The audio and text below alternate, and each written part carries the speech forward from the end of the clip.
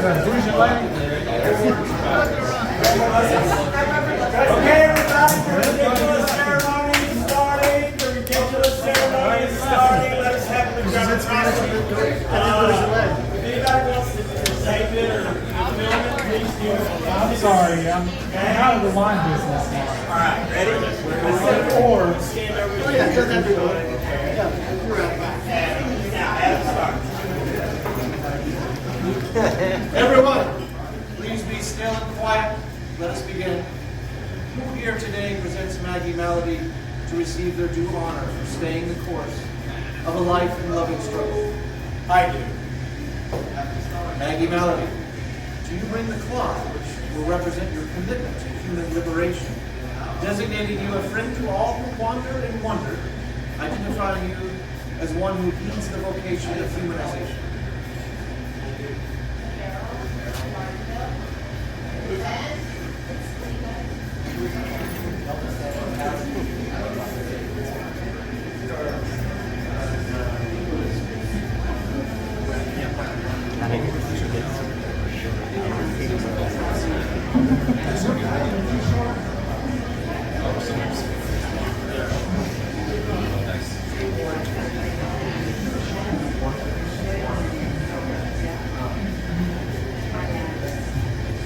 By this humble cloth, I invest you in the sacred task.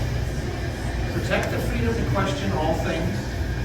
This hood represents the humility necessary to learn from everyone you encounter. I charge you to follow in the ways of the living force. Do you accept your duty to friends and strangers on this path? I do. Who here today bears witness that Maggie Malady has passed through trials and earned the right to be called Doctor of Philosophy? We do! We are, all of us, Jedi, servants of wisdom and harmony. The living force speaks through us. Through our actions, the cosmic force proclaims itself and what is real.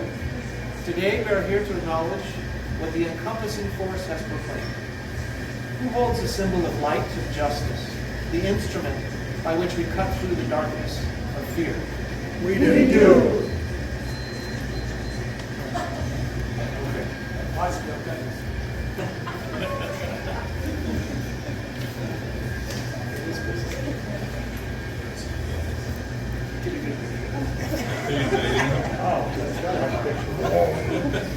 You want my hand?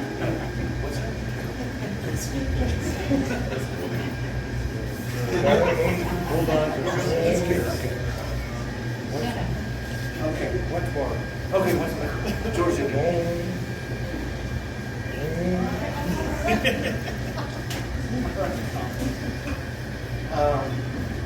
Maggie Malady,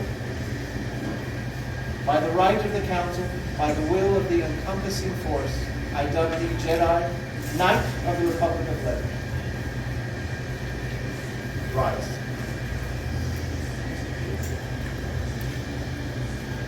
Good siblings, I present to you Maggie Malady, Jedi Knight and Doctor of Philosophy.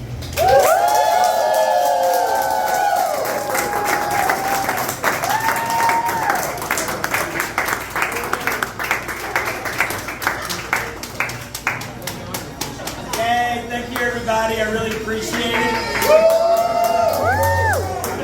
I want to be sure to say this to everybody. I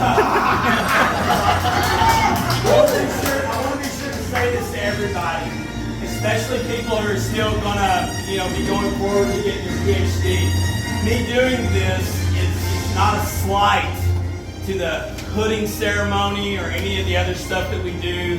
It's just that, again, as I said before, having been a monk and having gone through all of the different things I've done and learned from George James about ritual, I just felt like it was better to do something about like this for me. So it's not to undermine any of the other things because it's all very important. It's all very crucial, right?